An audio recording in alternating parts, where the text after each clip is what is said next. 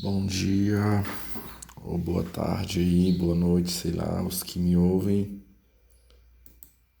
E eu tô falando com vocês aqui na manhã do dia 25 de outubro, bem descansado, dormi bem e agora, antes que eu comece outras atividades aqui que eu tenho a fazer, eu resolvi abrir a caixa de e-mails para começar a fazer aí a leitura de e-mails, tá? Pessoal, se vocês olharem aí na descrição do vídeo, você vai ver este e-mail aí, né? Vitor.red84. Esse e-mail, ele não é o e-mail que eu cadastrei o canal. O e-mail do canal é outro. Só que o e-mail do canal fica aquela chuva de mensagens, sabe?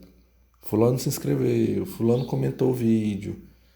Tudo que acontece no canal vai caindo lá. Essa semana, um exemplo aqui, eu tentei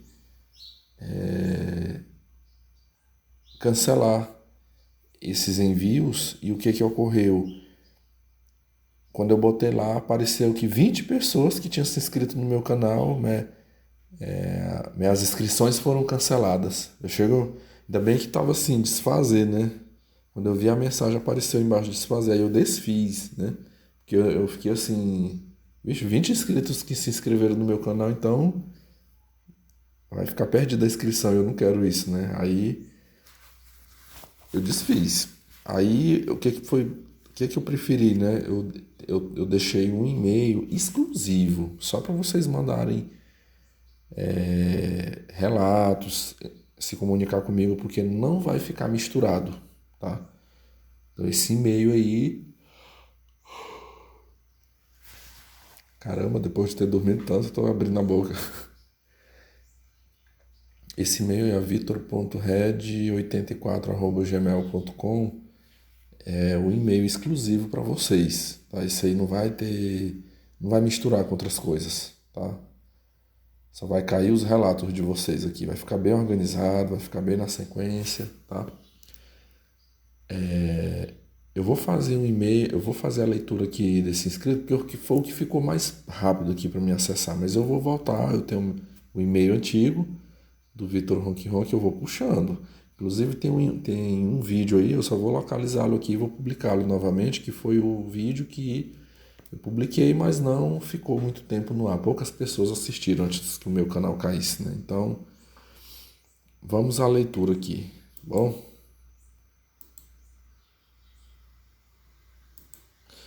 então, um inscrito, que eu não vou revelar aqui, né? A identidade dele, ele me reenviou. Ele me reenviou um relato dele, tá? Então vamos lá. Como havia dito, aqui estou enviando o meu relato. Mas antes, gostaria de dizer que sou inscrito no seu canal há mais ou menos 2 anos e acompanhei todos os seus relatos pessoais. Então queria te dizer primeiramente que tenho extrema empatia e solidariedade para com a sua história e que você é um vencedor. Sempre terá minha admiração. Opa, aqui ó. As palmas aí para nós, viu? Muito obrigado. E eu só agradeço e fico contente, né? Que esse meu trabalho aqui teve, teve mais pontos positivos. Isso é muito bom. Preferi o total anonimato para com os nomes dos envolvidos. Pessoal, vocês vão ter que ter paciência comigo. Aqui eu poderia estar gravando à tarde, qualquer hora. Quando me dá essa crise de abrição de boca, não tem. Enfim, eu não vou deixar de gravar por isso, né? preferi o total anonimato para com os nomes dos envolvidos, como já é de costume no canal. Mas posso dizer que sou de São Paulo e que o personagem central se trata de um primo meu que era muito próximo a mim, como um irmão. Pois bem, agora vou contextualizar e traçar a linha do tempo até chegarmos nele. Tudo começou pela minha avó materna, que apesar de ser nascida ainda nos anos 30, sempre apresentou traços nitidamente narcisistas e um feminismo inconsciente que daria até para classificarmos como uma legítima modernete. Segundo as histórias de família, ela, minha avó, aderiu muitos comportamentos vindos de uma tia que sempre foi uma mulher extremamente e assumidamente libertina, vulgar e promíscua. Ou seja, se datarmos, era uma mulher nascida ainda no começo de 1900, onde estão os tais tradicons para dizer que as mulheres do início do século XX eram honradinhas. Oh, você botou aqui, hahaha, foi porque me deu vontade aqui também de rir, né? Nisso já é possível ter uma ideia de como minha avó foi em sua juventude. Coincidentemente, ela se casou com meu avô, um paranaense extremamente casca-grossa, violento, bruto e alcoólatra. Existem contradições nos relatos de família, mas era afirmado pela minha avó que era constantemente violentada por ele, até que chegou o momento do divórcio, que na época era um escândalo e que lhe custou o ostracismo social. Com isso, ela e seus 3 filhos, ainda crianças, minha mãe, tia e tio, foram morar na casa de seus pais. Desde então, minha avó praticamente os abandonou e deixou toda a criação na responsabilidade deles. Assim, curti sua vida no mundo e liberando todo o seu lado hipergâmico, onde a mesma teve inúmeros namorados e que os mesmos eram escolhidos cuidadosamente conforme o seu status social. Observe, ela mesma sempre me relatou isso e nunca fez questão de esconder, o que é inusitado de certa forma. Eu vou fazer aqui um comentário assim. Não pensem que naquelas décadas, né, onde em 1930 nem minha mãe nem meu pai eram nascidos ainda. Demorou foi muito ainda para eles nascerem, né? Estava nascendo, não. No meu caso, acho que já eram nascidos os meus avós, né? Talvez fossem crianças ainda. Meus avós paternos, meus avós maternos também ainda não eram nascidos. Você vê que tem muito tempo. Já tudo essas situações que existem hoje, mãe solteira, prostituta, mulher que se separava do marido, mulher que botava chifre no marido, tudo tinha nesses tempos, mas era numa escala menor, porque havia algumas punições à mulher com esse tipo de comportamento. Eu já vi. Eu digo isso baseado no que eu ouço das pessoas dessa geração. Já ouvi também no canal do Raccoon, quando ele cita que no passado a mulher era punida por sua hipergamia, pela sua promiscuidade. Hoje em dia não, hoje ela é premiada, né? Hoje só quem é punido pela sua promiscuidade é o homem. O homem ele é punido. Se ele sai pegando muita mulher, ele tem as consequências. Falsas acusações, pensões, enfim, perda de patrimônio. E, como eu disse, era numa escala menor, mas tinha. Mas hoje eu estava até assistindo aqui, antes de eu começar a gravar, eu estava vendo um vídeo, um reupload aí do canal do Kodama, e ele falando do ginocentrismo. que o ginocentrismo sempre existiu no mundo. Sempre, sempre. Essa cultura. Não é só aqui no Brasil. Sempre foi assim, pessoal.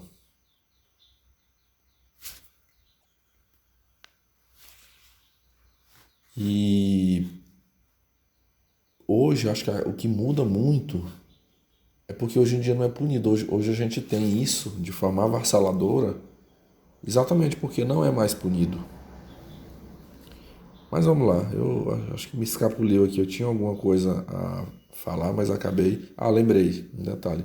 Outra coisa que eu assisti esses tempos foi até um inscrito que me mandou contando como que era a vida da mãe solteira no início do século XX, né? Lá nos anos de 1900, década de 1900, depois 1920. E, pessoal, sempre teve alguém para acolher esse tipo de coisa. Naquelas épocas, pelo documentário que eu assisti, era a Igreja Católica. A Igreja Católica, através dos dízimos e das ofertas que os fiéis doavam, eles patrocinavam mães solteiras. Isso essa justiça para a mãe solteira e eu até ri no dia que eu estava assistindo esse vídeo, lá o documentário comenta, né, que a Igreja Católica ela saía em busca do pai, né, para tentar capturar o pai dessa criança, para obrigá-lo a assumir. Depois, a igreja não dando mais conta de arcar com essa, diz que a folha de pagamento de ajuda de custo para mãe solteira naquelas épocas era altíssima. Mas aí você diz assim, a igreja que fazia. Não, não era a igreja que fazia, eram os membros. Com certeza o padre ele só pegava, é a mesma coisa que o Estado faz hoje, ele recolhe os impostos e repassa para as mães solteiras. Naquela época a igreja recolhia os dízimos e oferta e repassava para elas.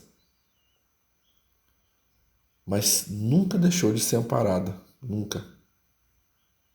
Aí, sabe, até desmente, eu ainda me lembro de ouvir minhas tias, minhas avós dizer assim, ai, Vitor, naquela época, meu filho, se uma mulher ficasse, engravidasse solteira, ela estava ferrada, sabe? Ela estava ferrada, sabe? Não casava, virava mendiga na rua, paria aquele menino se não, ou morria, ou então tinha que doar para alguém, sabe? Dar aquele filho para alguém criar, porque ela ficava completamente excluída da sociedade. E eu achava que realmente, mas depois que eu vi esse documentário, não, pessoal, a Igreja Católica ela sustentava essa turma aí. Mas vamos continuar aqui o relato, né? Como já é esperado, sabemos o que causa a falta de referência paternal, uma mãe omissa e promíscua e ainda sob a tutela dos avós. Alguém se tornará problemático. E é óbvio que essa ovelha negra, que seria minha tia, aos 16 anos ainda nos anos 80, essa minha tia tomou o mesmo rumo da minha avó, tornando-se extremamente libertina e promíscua. Abre parênteses. Minha mãe relata que tal comportamento ainda era incentivado pela minha avó. Fecha parênteses. Cara, isso aqui, tu tá contando aqui que o comportamento era incentivado pela avó, mas isso aqui é incentivado até por mães. Eu já vi mãe solteira que incentivava as filhas a se prostituir. Então, mais ou menos aos 20 anos de idade, essa minha tia se envolveu com um ex-presidiário acusado de latrocínio, mas que apesar do histórico sempre foi também um cafajeste boa pinta, descontraído, carismático e que nunca abusou ou coisa do tipo.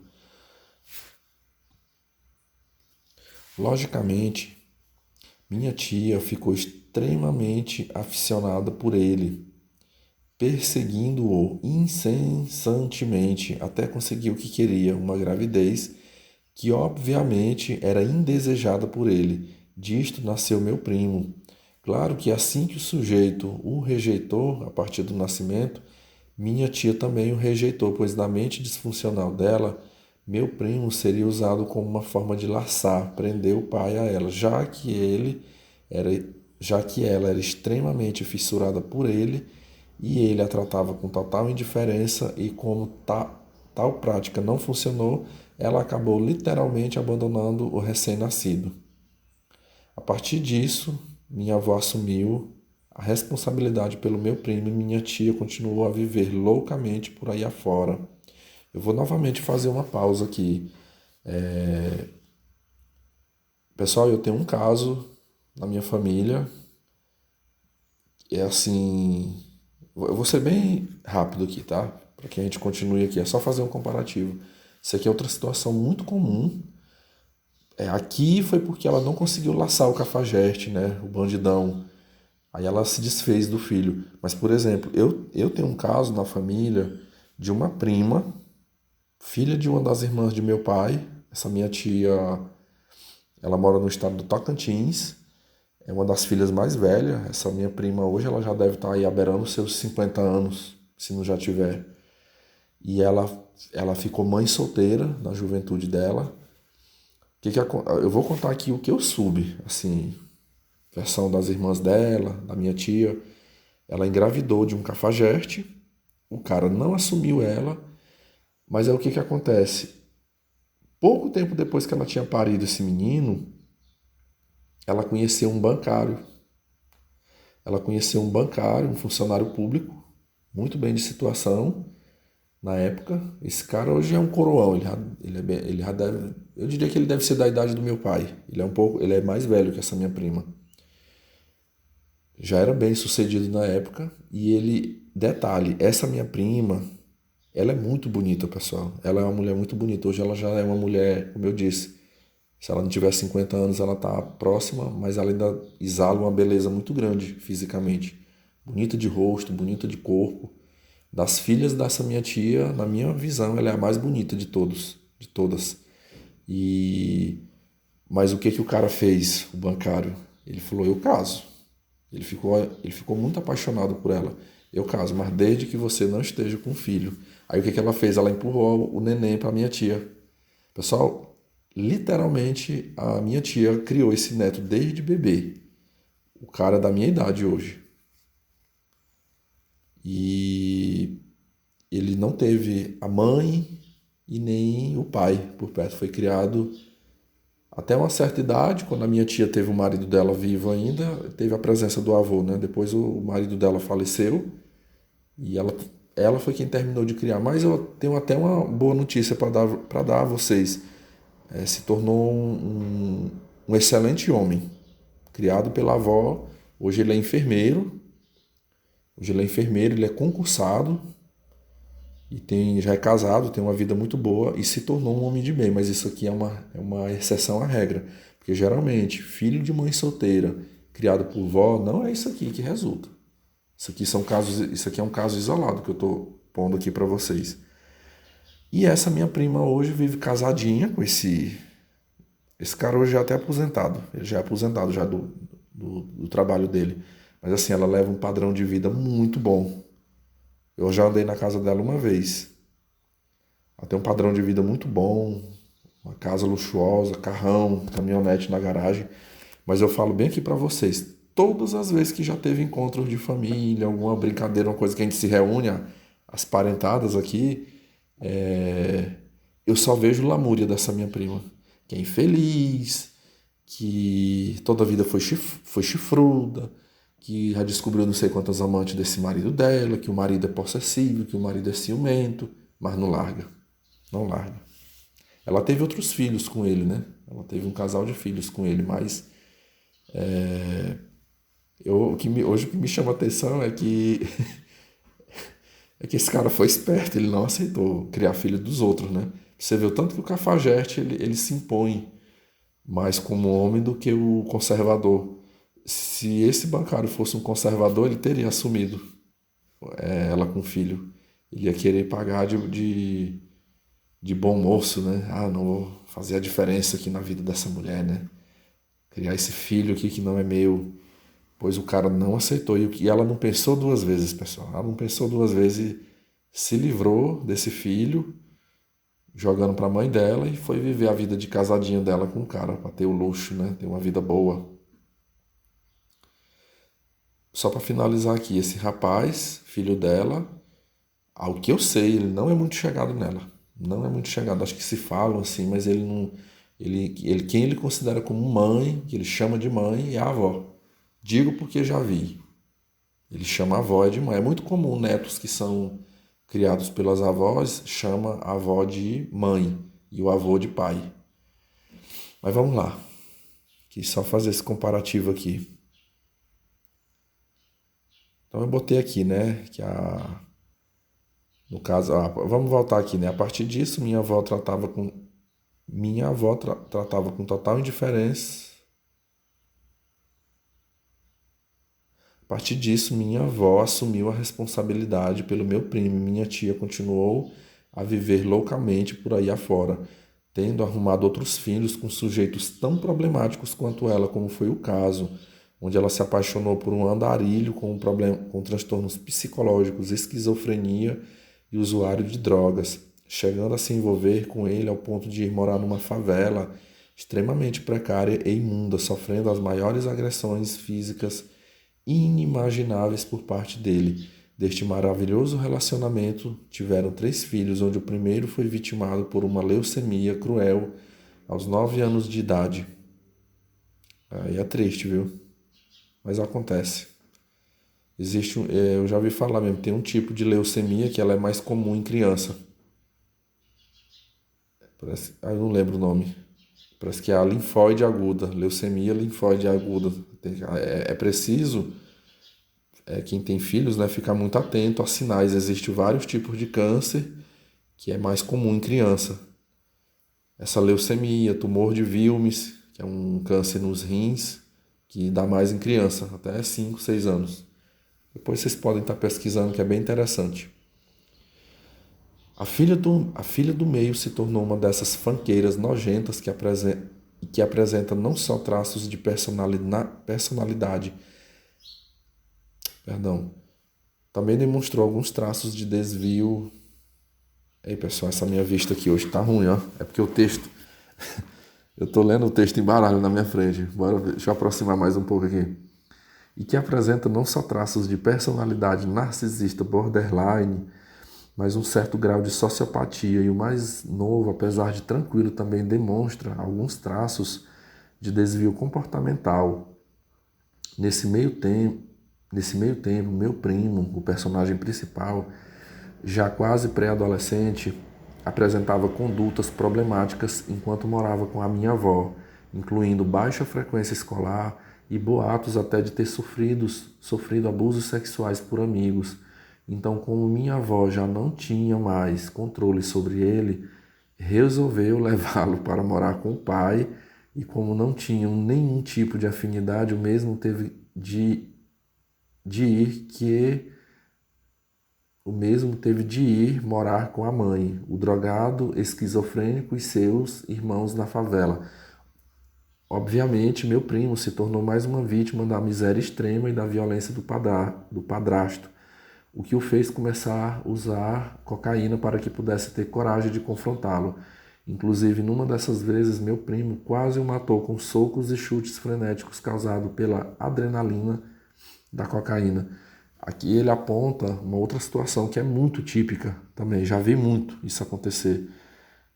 Os filhos mal criados de mãe solteira, de vó, e às vezes até do pai e da mãe. Até do pai e da mãe. Aí quando eles chegam na adolescência, que ficam incontroláveis, irrefreáveis, aí imediatamente essa avó, essa mãe ou esses pais entendem que precisa se livrar do problema, aí sai jogando. Vou mandar para casa de fulano, vou mandar para casa da tia, da avó, de fulano, de cicrano. E quer se livrar do problema. Do lado aqui da minha casa eu vi isso acontecer com um adolescente, um jovem, que os pais criavam sem limites e virou um bandidinho, ladrão, usuário de droga. Quando a polícia só vivia aqui no portão da casa à procura dele, eu via esse casal direto, era mandando, sabe? Mandou para Belém, mandou para Goiânia, por fim mandou para a Suíça, para a casa de uma das irmãs dele, mas não ficou, pessoal, não ficou. Ainda me lembro de ver essa senhora, ela é uma idosa já hoje aqui, minha vizinha. Às vezes ela conversava até conosco, comigo e com a minha mãe aqui. Ah, eu preciso mandar meu filho, mandei para casa de fulano, não deu certo, com um mês voltou, mas eu já estou arrumando para mandar porque eu não aguento ele, sabe? Não aguento mais ele aqui, preciso mandar. Ele vai ter que ir para tal lugar, vai ter que ir para casa de fulano. Eu acho muita cara de pau, sabe? Muita cara de pau. Isso aí a pessoa não cria do jeito que deveria ser criado, não impõe limites, não educa para ser uma pessoa de bem na sociedade, uma pessoa que tenha capacidade de conviver em sociedade. Aí quando a bomba tá dentro da casa, aí ele quer, aí joga a bomba. E joga mesmo, pessoal. E joga, sabe? Enfim. O tempo foi passando até que ele atingisse seus 17 anos. E onde ele acabou conhecendo sua amada, uma mulher 10 anos mais velha, já casada com uma filha e grávida de outra. Num caso óbvio de infidelidade dela, ela acabou pedindo o divórcio do marido e foi morar num barraco com meu primo, fazendo-o assumir suas 2 filhas. Mas um tempo passou e ela ficou grávida novamente, mas existe um porém. Começaram a correr os boatos dentro da comunidade de que essa criança seria de um outro cara que namorava uma mulher de uma... Vixe, eu me embaracei aqui. Começaram a correr os boatos dentro da comunidade de que essa criança seria de um outro cara que namorava uma mulher de uma rua à frente. Como os boatos se fortificaram, meu primo e minha tia quiseram que ela fizesse um teste de DNA assim que a criança nascesse. E é claro que a honradinha fez um verdadeiro teatro a fim de manipulá-lo a não fazer o teste. E como um verdadeiro blue pill, meu primo resolveu deixar para lá e que assumiria a criança mesmo que não fosse dele. Assim nasceu um menino que era absolutamente diferente dele em aparência, mas meu primo continuava a se fazer de cego. Passados mais ou menos 5 anos, chegamos em 2019.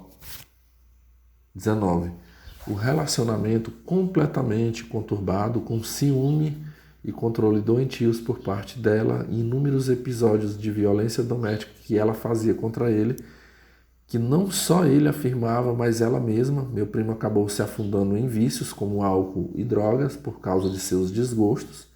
Então ele teve que voltar a morar em outro barraco, agora com a sua mãe. E qual foi o resultado? Numa segunda-feira de manhã, após sair com R$ 2 no bolso para comprar pão, meu primo desapareceu completamente. Não foi visto nem por vizinhos e nem por ninguém, simplesmente virou fumaça. Na mesma semana do desaparecimento, boatos começaram a se espalhar de que ele teria abusado da filha mais velha da ex-mulher e que assim resultou numa cobrança pelo Tribunal do Crime, levando-o a ser esquartejado e jogado em uma cova numa mata próxima. O estranho é que uma das propulsoras do boato foi uma das melhores amigas de sua ex-mulher, que sempre estava entre eles. Ah, já entendi isso aqui foi uma vingança. Que você contou aqui que ele não suportando mais o convívio com essa mulher, foi morar num barraco com a mãe dele, né? Outro barraco com a mãe dele. E foi lá que ele, depois que ele estava morando com a mãe, ele sumiu, desapareceu e depois o corpo foi encontrado esquartejado. O que é que isso significa? Que ela não aceitou o término. Ela não aceitou, a ex dele, né? Não aceitou, então ela houve esse planejamento aí, porque para isso, eu falo para vocês, um homem nunca vai superar uma mulher no planejamento de uma vingança, sabe? Elas são muito criativas, sabe? As vinganças decorrem aí das formas que você nunca seria capaz de imaginar, elas conseguem planejar. Muito, muito bem manipulado, sabe? Após o choque do ocorrido, eu saí em busca de informações do paradeiro dele e acabei encontrando pessoas que afirmaram tê-lo visto como um mendigo desorientado andando pelas ruas de um local razoavelmente próximo de onde ele morava. Pelas informações passadas, tudo leva a crer de que era ele mesmo, mas acabei não o encontrando ainda assim. Mas algumas semanas se passaram e mais uma bomba veio. Sua ex-mulher assumiu um relacionamento com um amigo muito próximo do meu primo. A revolta por parte da minha tia foi evidente e após ficar empático ao acontecido, o irmão desse tal amigo veio contar a ela que, na verdade, meu primo teria ido embora por causa de já saber do envolvimento entre os dois, e para que não fizesse alguma besteira, preferiu apenas sumir sem avisar a ninguém. Desde então, já se passou quase 1 ano e meio e nunca mais tive informações, quaisquer informações sobre ele, o que me causa uma angústia e tristeza enorme, pois apesar dos pesares, crescemos boa parte da infância e adolescência juntos, e nisso existiu uma amizade verdadeira, de confiança e sentimentos recíprocos. Olha, eu te entendo, sabe? Eu vou criticar o seu posicionamento aqui, porque o sentimento é uma coisa que tá dentro da gente, né? E você não arranca um sentimento como se tira uma roupa, um acessório do corpo. Ainda mais quando se conviveu. Eu já relatei também na minha jornada aí de relatos. Há 2 anos atrás eu perdi um primo, vítima do alcoolismo. E esse alcoolismo primordialmente foi ocasionado por conta de um término, de uma separação dele, né? E eu lembro, na época, eu fiquei triste. Eu fiquei muito triste com a morte dele, né? Eu já imaginava que aquilo ia acontecer, mas também, como foi uma pessoa que eu cresci convivendo com ele, e a gente tinha um bom relacionamento, eu senti muito. Então é normal.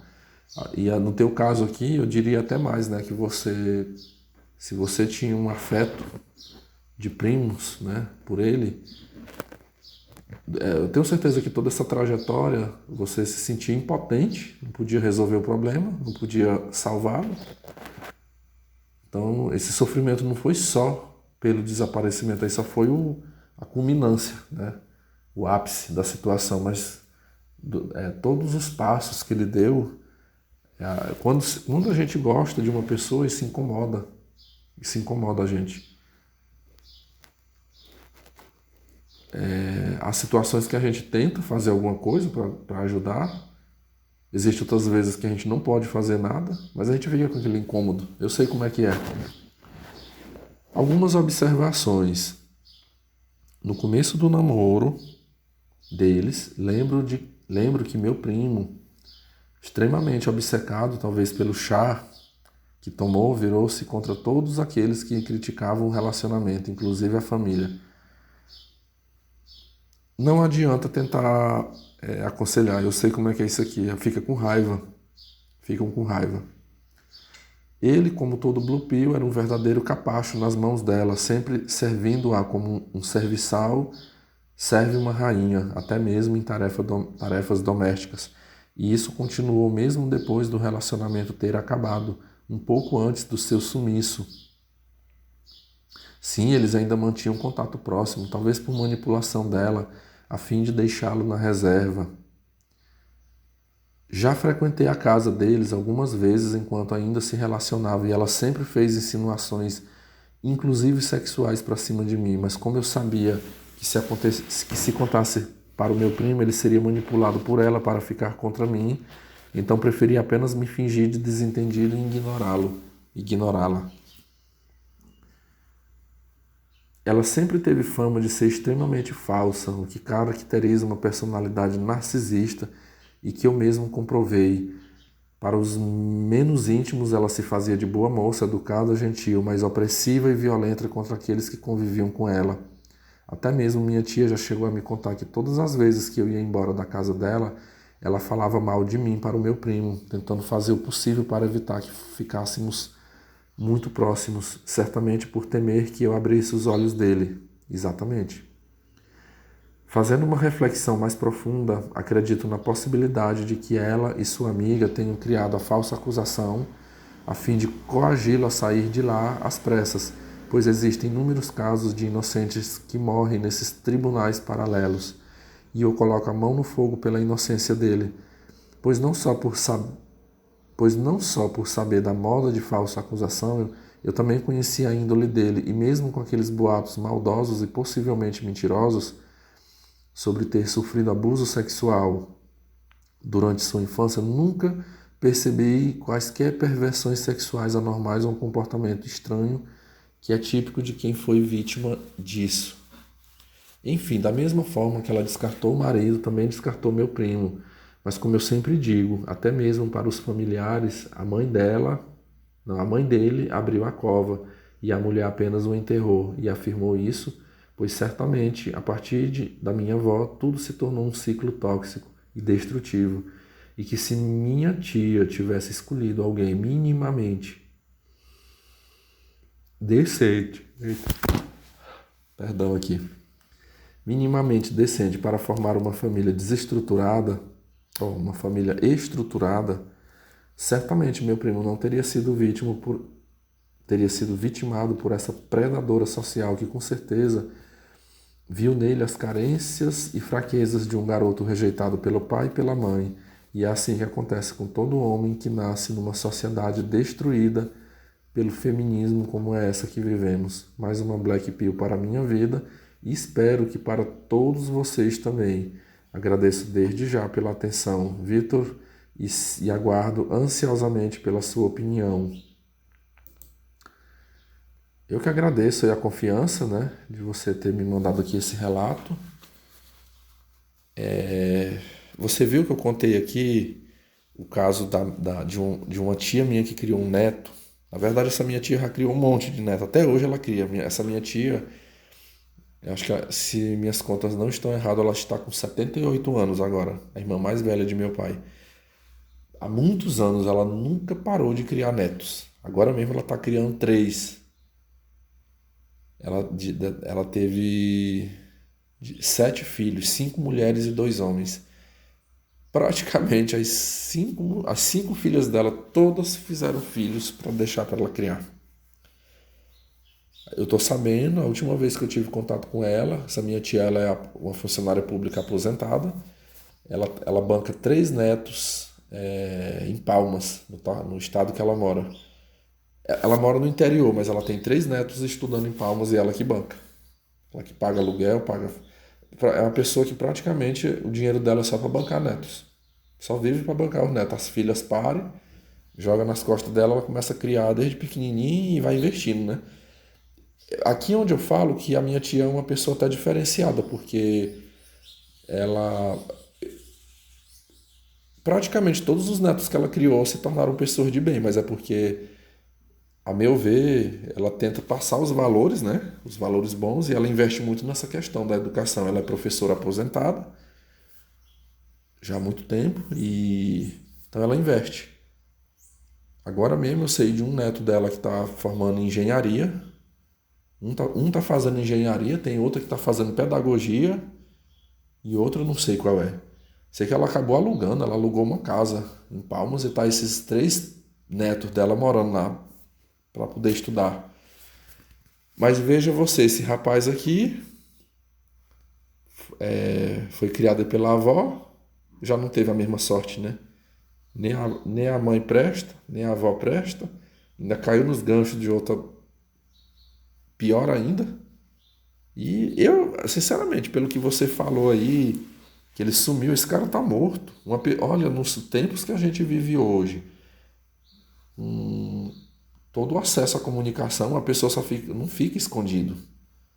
De alguma forma, uma hora essa pessoa vai manter um contato, ela vai se pronunciar para alguém, ela vai dar um sinal de vida, sabe? Então, para estar dessa forma aí, com toda certeza, né? É porque morreu. Eu acredito. Desejo que não, né? Quem sabe um dia ele reapareça, mas por todo esse contexto aí, eu acho que a probabilidade maior dele estar morto. É isso aqui, né? Aqui é o desfecho de mais um histórico de empoderamento feminino. Sou mulher. Vou dizer umas frases aqui que é típico das mulheres hoje em dia. Sou mulher, sou empoderada, tenho o direito de ficar com quem eu quiser e ninguém tem nada a ver com isso. Eu fico com quem eu quiser. Porque mulher nenhuma precisa de macho. Mulher nenhuma precisa de macho escroto. Mas para emprenhar ela precisou, né? Para emprenhar ela precisou, nem que seja de um bandido para poder emprenhar ela. Aqui, pessoal, aqui, olha, eu vou ser bem sincero com vocês. Assim, eu peço que o autor aqui do relato compreenda o meu lado, tá? Eu não estou achando ruim. O que eu vou falar aqui não é achando ruim que você mandou o relato, não. A gente tem que. Eu aprendo muito com isso aqui, mas assim, cada vez que eu tenho um contato com isso aqui, me enoja mais ainda o ser humano, assim, de uma forma geral, sabe? O quanto o ser humano é perverso, o quanto o ser humano é maligno. Por que que eu falo isso? Por que que eu generalizo, eu falo ser humano? Porque os casos que você não vê um perfil maligno é a minoria. É a minoria. Na vida, nós, assim, que não somos pessoas do mal, pode ver que a gente tem uma dificuldade enorme em construir uma amizade boa, uma amizade verdadeira, uma amizade saudável, um relacionamento saudável. Por quê? Porque é raríssimo as pessoas que têm uma índole voltada para o bem. E agora eu vou falar uma coisa aqui que era muito dito na religião, né? Que eu me lembro que tem uma passagem na Bíblia que lá diz assim, né? Que só, parece que foi Jesus, né? Que falou assim, não, bom, só existe um que é Deus. Isso na dogmática religiosa, que se a gente for olhar para as críticas ateístas, você vai ver que nem Deus, ele não, né, o Jeová, né, ele não é esse poço todo só de bondade, né? Enfim. Mas assim, como o cristianismo refere que Deus é a fonte do amor, então Cristo, o Filho dele, certa vez, na Bíblia, disse, né, que nem ele, nem o próprio Cristo era bom, que bom só havia um que é Deus. Então, assim, hoje eu entendo essa versão, essa maldade, sabe? Essa maldade, caramba. Eu aqui nesse canal, olha, eu falo aqui pelo canal, pelos relatos que os inscritos mandam, pelo que eu vejo nas escolas por onde eu trabalho, as escolas por onde eu trabalho. Já trabalhei na saúde, o que eu via acontecer quando eu trabalhei na saúde. Pessoal, eu já trabalhei com médico, ginecologista e obstetra. Já trabalhei, eu fazia agendamento para esses especialistas numa clínica de saúde. O tanto de mulher que eu já vi que chegava nessa clínica encaminhada com problemas de tentativas de aborto ou de aborto. Eu já vi mulher que chegou com hemorragia. Eu já vi mulher chegando com hemorragia por conta de aborto. Mulheres grávidas com DST, eu já vi. Por que que eu falo que eu via? Eu via porque eu vi o prontuário. Existe um sistema que a gente tem que fazer o registro das consultas. Tem um livro. Hoje deve estar tudo informatizado. Na minha época era num livro. A gente tinha que botar doutor fulano, aí botava número do prontuário, a data, o nome completo do paciente e o que era o problema. Esse, esse, esse livro de registro da unidade de saúde, ele servia muito para esclarecer alguma coisa. Às vezes a pessoa, sei lá, se um prontuário, o próprio paciente depois não soubesse, não tivesse o cartão dele, o número do prontuário, nesse livro a gente conseguia. Você lembra quando foi que você consultou aqui? Ah, eu lembro, foi tal época. Ia lá no livro e a gente localizava o nome dessa pessoa para resgatar o prontuário dele. Então, tinha uma, assim, não era só porque a gente queria estar fuçando a vida dos pacientes, não. Era porque realmente tinha uma utilidade aquilo ali. Eu falo de forma administrativamente, né? Ali dentro. Então, assim, eu via tanta coisa, sabe? Tanta coisa ruim. Eu, como atendente em posto de saúde, em clínica de saúde, o quanto eu fui humilhado por pessoas que descarregavam todo o seu ódio, a sua fúria em cima de mim, porque não conseguiu atendimento, porque não tinha mais consulta médica disponível para essa pessoa. E os relatos que eu já trouxe aqui de quando eu trabalhei na educação, como que é a lida com as equipes de trabalho, como que funciona. Então, assim, hoje, eis aqui uma das razões pelos quais eu prego e estou buscando mais e mais emplacar isso na minha vida. Viver isolado. Existem pessoas que elas ficam depressivas porque não tem amizade, porque não tem um círculo social, vive muito sozinho, aí fica com depressão. Pois eu digo para vocês, eu sou muito mais propenso hoje a me tornar um homem depressivo se eu ficar no meio de muitas pessoas.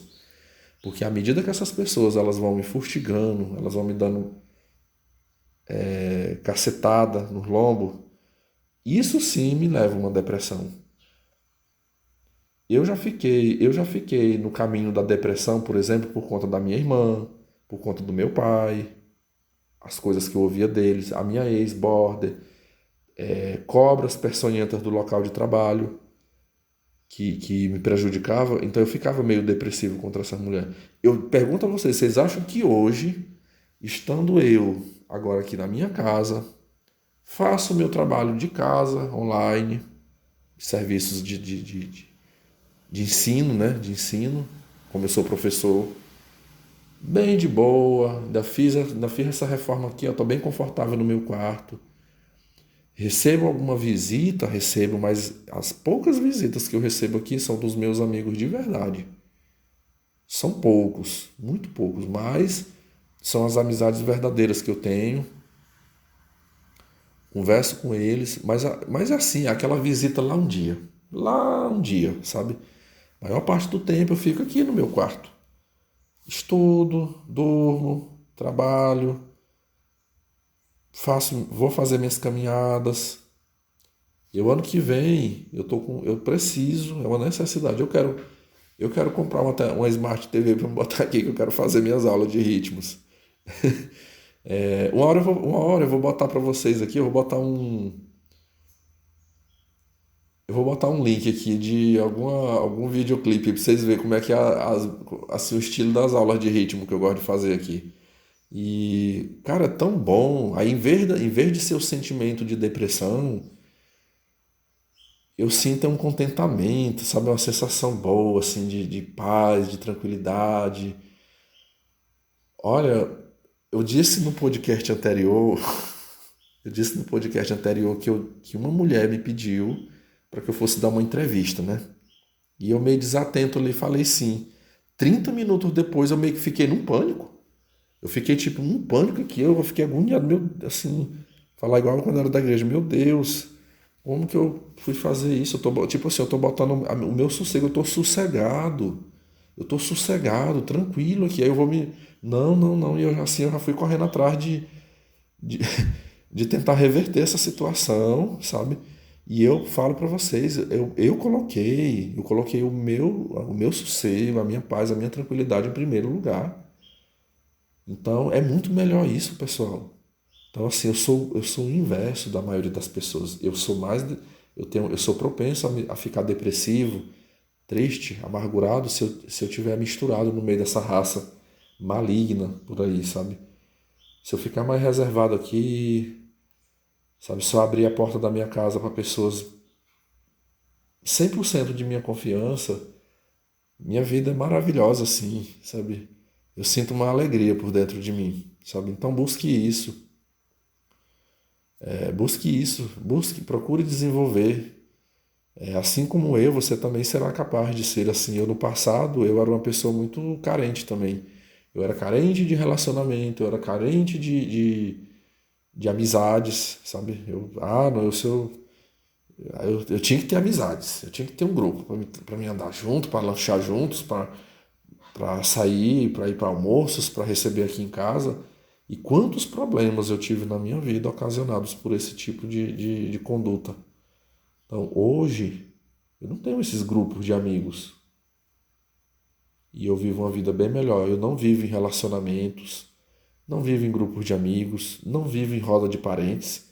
Os parentes meus que são legais comigo, eu continuo mantendo contato. Os que não são, já eliminei eles da minha vida. Porque situações como essa aqui, ó, que o rapaz trouxe aqui para todos nós. Há quem diga que vó é mãe duas vezes, amor de mãe, né? Diz que é a mais, né? Diz que é o amor que mais se aproxima do amor de Deus, é o amor de mãe. Muito relativo. Eu sei, pessoal, eu acredito sim que tem mães boas. Existem mães muito boas por aí. Mas não dá para dizer assim, nem que elas são a maioria. Não dá. A partir do momento que existe uma propensão gigante da maioria das mães sempre favorecer mais os filhos perversos e desmerecer filho bom, para mim eu já se desconstrói na minha mente essa ideia de que mãe é o ser mais bondoso, mais puro que existe. Enfim. Mas é isso aí, pessoal. Eu quero novamente aqui agradecer ao rapaz aí que mandou esse relato para todos nós. É um relato triste, é um relato pesado, né? E que possamos tirar as lições, né? Bom seria se todos esses casos